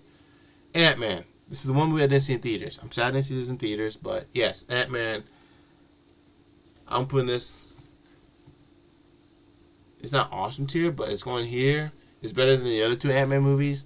It's a setup for Ant-Man, showing how Scott Lang got out of prison, lost custody of his child, got divorced by his wife. He's trying to make a name for himself, so he can see his daughter again. And then he meets this dude who he was trying to rob, and this dude told him, "Hey, I want to use you as something. I want you to use this suit to steal something from me." He's like, "Wait, what?" He's like, "Yeah, I want you to go into this corporation and steal this shit for me. You're a thief. You're gonna do that." And that's how Ant-Man became Ant-Man, and it was so cool. And there's like one scene where he's actually trying to steal something from the Avengers compound, and Falcon comes in and take his ass down. That was pretty cool seeing that interaction, and that's how how Falcon's like, okay, yeah, I'll be calling him soon to help us out with something later on, which leads into Civil War. But it was a good movie. Seeing Yellow Jacket was awesome because Yellow Jacket The third act with the villain coming in, you see him doing the suit and stuff. That was, and seeing them all fighting each other. That was pretty cool. So yeah, it's gonna be going to average because I enjoy Ant-Man more than Ant-Man and the Wasp than Quantumania. Now, Iron Fist season 1 is trash. Reason why I put it in trash because I got bored with it. I finished the whole first season, but it was just so boring, which is why I put the second season in worst tier because I didn't watch it because I got bored of the first season and people didn't like the second season and people didn't like Iron Fist. The actor, it was not his fault. People said it was his fault, saying that he was a bad Iron Fist. To me, it was the writing. Whoever wrote the script for Iron Fist didn't do a good job. That's the thing. An actor can do a good job if they have a good script. Now, it can be the other way where they could choose a terrible actor who had a good script, or a terrible actor doing a terrible script. But this case, I mean, I don't think the dude's a bad actor. I just think the writing was bad, and the reason I said writing was bad because the plot was terrible for the first season, and I know the plot was probably terrible for the second season, so that's why it's there. Daredevil first season is going in awesome. Reason why? Because that's the setup to Daredevil, and I like that shit, and it was so good. But hold on, there you go. But yeah, Daredevil first season when I saw it on Netflix, I've been watching it through, and I loved it. I forgot who he was going up against. It was Kingpin. It was Kingpin, and Kingpin had a bunch of people that was fighting for him. Like I think it was Ty Blood Mary was working for him and some other people, and it was a lot of action. It was bloody. It was awesome. I enjoyed it. Daredevil season 3, same thing. I watched it I watched it a couple weeks before Daredevil Born Again came out, and it wasn't bad. Those FBI people were stupid. They pissed me off because every time I'm like, every time they're saying, "Oh yeah, we're getting all these gang leaders because of Kingpin," I'm like, Kingpin's using your ass to get rid of them so he can use you, and exactly what happened.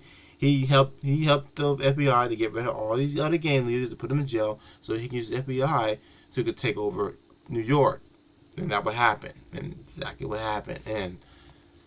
It was a mess, but seeing Bullseye coming in was actually awesome because the guy who played Bullseye, who also did the best, bloodiest scene I ever seen in Daredevil Born Again, the first season that lasted for 15-16 minutes at the big opening. If you guys seen it, that one shot fight of him and Daredevil, and then what happened to one of Daredevil's friends, that was god tier awesome. So yeah, Daredevil first season for Netflix.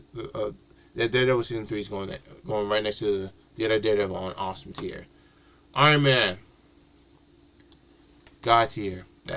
That's the beginning of the MCU. Iron Man, seeing Robert Downey Jr. coming at Tony Stark, him at the end of that movie. I am Iron Man. Everybody started going, asking questions. Stuff that was just whoa. And then seeing the whole movie of him, making a suit, trying to make a suit so he can go back and stop these terrorists from using his technology. That was a good movie. I enjoyed it. It was good writing. It was a good setup to the MCU. Without Iron Man, I don't think the MCU would have never been set up, but that movie set that movie up so well that it blew me away, and I enjoyed it. Shang-Chi is going up in there too. You know why? Because that movie was awesome. That movie was a really good movie too. Yeah. There are mixed views. There are people who says there are more people that like it than more people that hate it. Shang-Chi, I enjoy. It was an awesome martial arts movie. It was a cool to see an Asian superhero come into the MCU. There was so much cool things about it. And it's also one of the credit scenes where hopefully this credit scene for Shang-Chi leads into Avengers Doomsday, which it looks like it is, without the Hulk or Captain Marvel being in it. But Shang-Chi is supposed to be part of the Avengers somehow. But the other credit scene was his sister takes upon her father's, I guess, not tribe, but not cult, but her father's group, was supposed to lead into a Disney Plus show, which could have been canceled. I don't know what they're gonna do with that credit scene or how they're gonna explain that credit scene. But other than that, I mean, Shang-Chi's overall movie was just awesome. They seen Ben Kingsley coming back as the Mandarin, but not mostly as the Mandarin. Just his actor self was pretty cool. And then basically be seeing Ben Kingsley's character again in Wonder Man coming out this December on Disney Plus. But overall, I mean, the whole movie was awesome. Shang-Chi, when it came out during not pre-COVID, but after COVID, It was like 2021. I think, yeah, it came out in 2021, the year where Black Widow came out. It was a good movie. I enjoyed it. Yes, I enjoyed it. Next up, The Incredible Hulk. This is going in an awesome tier. Well done movie. Another movie that set the MCU. Too bad Edward Norton can't continue as the Hawks. That's why they brought in Mark Ruffalo to play the Hawk now. Since they brought him in, they brought Mark Ruffalo in the Avengers that came out 2012 to play the Hawk. But seeing the Hawk versus Abomination was awesome. Seeing the guy to play Abomination, I forgot what his name was, but he was in the Planet of the Apes movie as the one name. He's a good, actor. It's the one scene where what's that girl's name? Betty Ross' father, Thunderbolt Ross, who sent out tanks into that one building at the university to take down the Hawk, knowing that he was going to transform after he saw what the Thunderbolt Ross military soldiers were doing to his girlfriend or ex-girlfriend. That shit was awesome. That was a good movie. Incredible Hulk was a good movie. Avengers Infinity War's God tier. Yes, it's God tier. The action sequence in that movie, besides the action sequence in Endgame, man, it was everywhere. It was awesome. It was seeing them fight Thanos, seeing Thanos, little children of the dark, or the children of the black. It was something like children of the something. They were going at it towards the Avengers, seeing the Wakandians protecting Wakanda with their armies, and then the credit scene. Not the credit scene. The credit scene was kind of cool, seeing everyone get dusted and get dusted, and they had to sit down for Captain Marvel to lead to the Captain Marvel movie. But seeing everyone else being dusted at the end of the movie, at the Thanos telling Thor, you should have aimed for the head, snap his fingers, and then everyone around Thor and everyone else got dusted. Man. And then Tony Stark left on that planet after everybody around him got dusted on that planet, except for him and Nebula. Man, I was so mad I didn't see that in IMAX. I went and seen it in regular standard, but I wish I'd seen that movie in IMAX. I bet that movie was awesome in IMAX. The first Thor movie, I'll put it in average. Not bad. Like I said, there's a better Thor movie out there that's about to come up next. I'm about to explain. Well, not next. The next one's actually the worst one. I'm talking about the one after the next one. But yeah, Thor. The setup for Thor was cool. Seeing how he loses hammer because they want Thor to to learn how to be responsible and stuff, because he's immature with his powers and stuff. His father Odin saying you can't have this hammer unless you become responsible. Was later on he does after he realized something happened to the people he cared about, which is the people he meets and stuff. It was cool seeing Loki being the antagonist and sending out the destroyer to the human world to destroy Thor. That was cool. I love it. That was a good movie. Thor: Love and Thunder is going in worst tier. That movie is terrible. There was so many terrible CGI in that movie. Don't get me started with the CGI. That CGI was ass. Oh my gosh. It's like one scene where you see Heimdall's son talking to Thor, and all you see is a floating head. Oh my god. Oh my god. And then Gore the God Butcher. They ruined him. They have so many scenes for that character. Christian Bale playing as Gore the God Butcher. When I heard that announcement, I was like, okay, this dude's gonna be a fucking menace. Watch the movie, I'm like, this dude is terrible. Because they didn't give him like he is in the comic. Because in the comic, he's going killing gods left and right with the sword. With the sword he uses actually from Newell. Which you see Newell in Venom: The Last Dance. Which there are rumors now that Newell might be in Secret Wars working with Dr. Doom, which I do not hope that doesn't happen. Because I don't know how they're going to do all that in one fucking movie. But they ruined Gore the God Butcher. I just don't know. I just don't know. The movie, I don't know what happened in the movie. Thor was a clingy piece of shit. They focused more on Jane Foster. Zeus was a joke. I mean, I like Russell Crowe, but damn. And then the credit scene, we see where Hercules leads to freaking nowhere.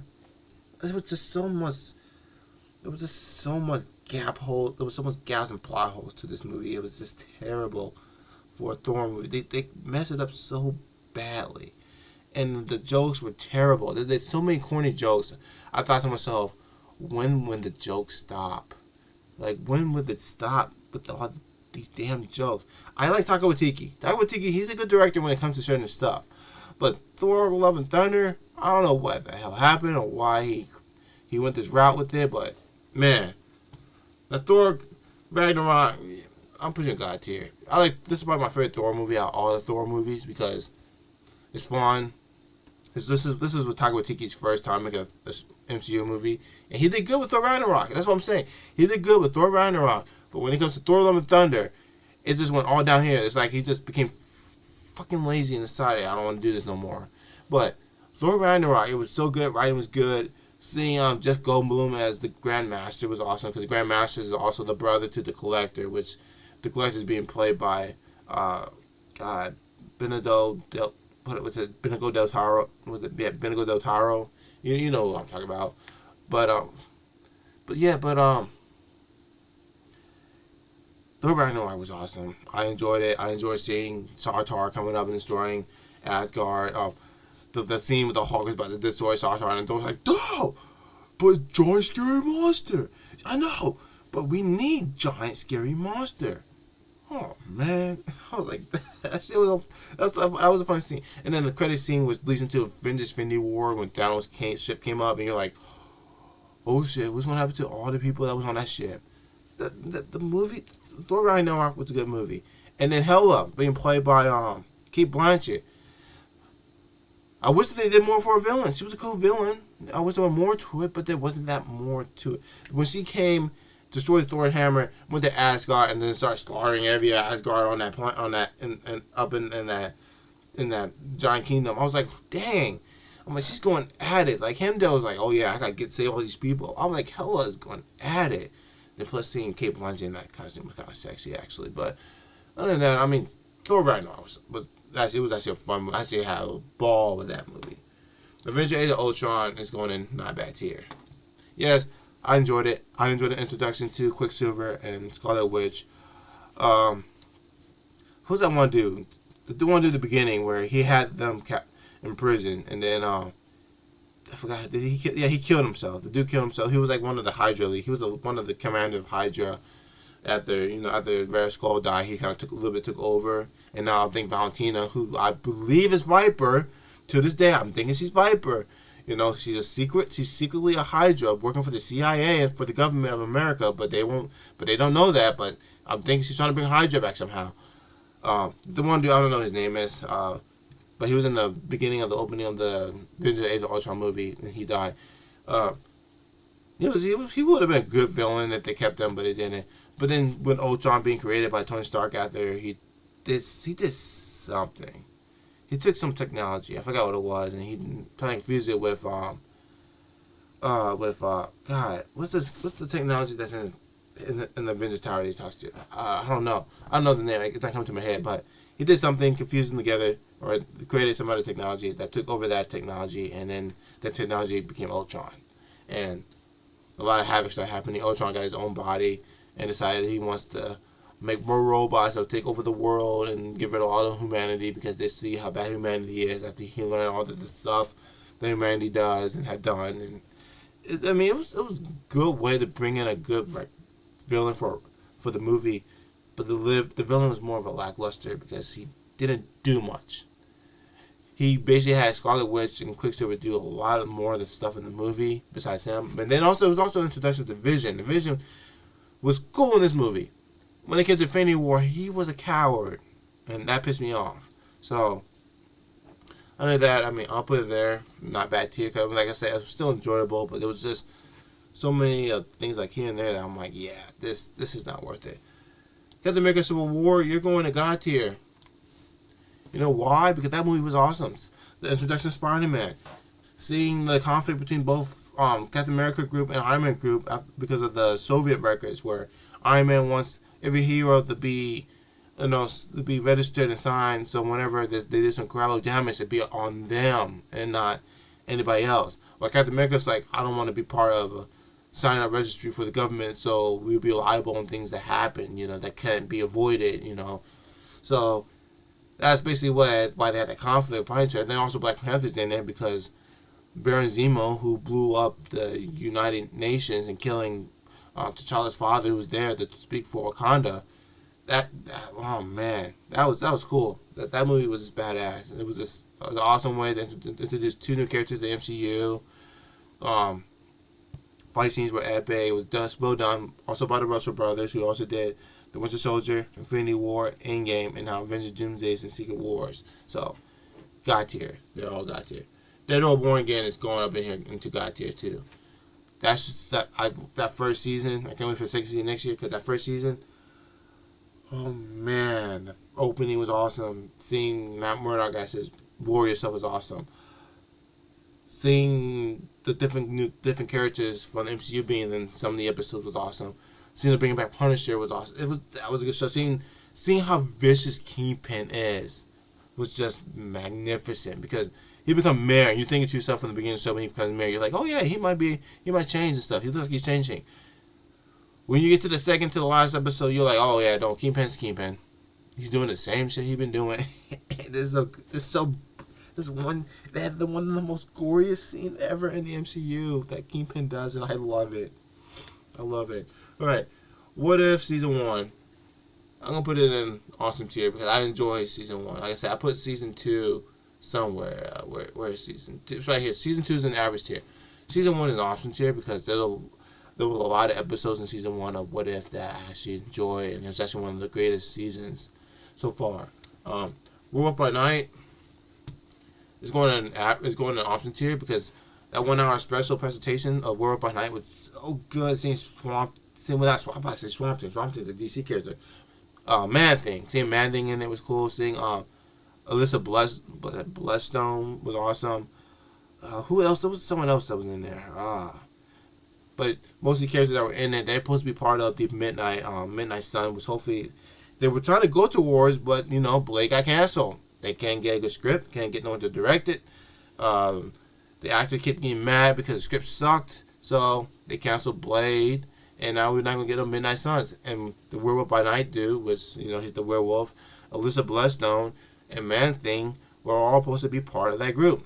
Now we won't get it, with Doctor Strange being part of it too, and Moon Knight. We're not going to get Midnight Suns. But other than that, if you haven't seen that special presentation for it of World by Night, go check it out. It's good. It's good to watch every Halloween. They just dropped the color one, I think last year or year before. When it first came out, it was in black and white, which was so good in black and white. But that's a good show to check out. Punisher, God tier. The Punisher Netflix series back in the day, both season 1 and 2 was French Kiss. I forgot who the villain was in the first season. Second season was his best friend Jigsaw. They did him good in this season. The Punisher Warzone, the Jigsaw in that movie was ass. Okay, I don't even remember what happened in it. I just know that the actor that played Punisher in there, he died, and he was good at Punisher. Okay, he played the Punisher that came out in the early 2000s, and then this one, Punisher Warzone, that came out in 2008. This Punisher, John Berthel, who's a talented actor, and his new movie just came out. I think last week or the week before, not last week, but the week before, The Accountant 2 with Ben Affleck. Man, he was a good Punisher. Both season 1 and 2 were good, and I can't wait for the special presentation to come out on Netflix next year because even after they're all born again, they said Punisher's getting a special presentation, a 1 hour special presentation. So I'm down. I can't wait to see what they got. And then of course Iron Man 2 is going to go into worst. One of the worst Iron Man movies out there. Because you know why? The villain was trash. Well, not Whiplash. Whiplash was awesome. It's the other villain who's supposed to be the villain in Armor Wars if that ever get made. He was terrible. Jealousy over Iron Man. He had jealousy over Tony Stark. Jealous that Tony Stark technology the Tony Stark company is way bigger than his and stuff that he couldn't keep up. It's just one of those things where he's like, I want to hire a mercenary to take out or kill Tony Stark. So he hired Whiplash. And I don't know, I forgot what the movie was about. When it came out in 2010, I remember watching it one time and I'm like, I'm not watching this again. But other than that, that's my whole tier. So if you look at it, this is what it looks like. This is what it looks like. Technically. You see, I'm moving it around. So, yeah, Thank you for watching this 1 hour and 45-minute video. This is a long video, probably my longest on here on my YouTube channel. But I'm about to jump into doing the Thunderbolts non-spoiler review and the Thunderbolt spoiler review. So if you made it this far, thank you for watching this video. Please like, comment, and share, and tell me what other tier list you want me to do, because I can do another one from horror, for another type of movies like horror genre, action genre, romance genre, anime, games. Just let me know and I'll just add it and I'll give you my opinion on what I think. But thank you for watching the video. I'll see you all guys later. Goodbye, everybody.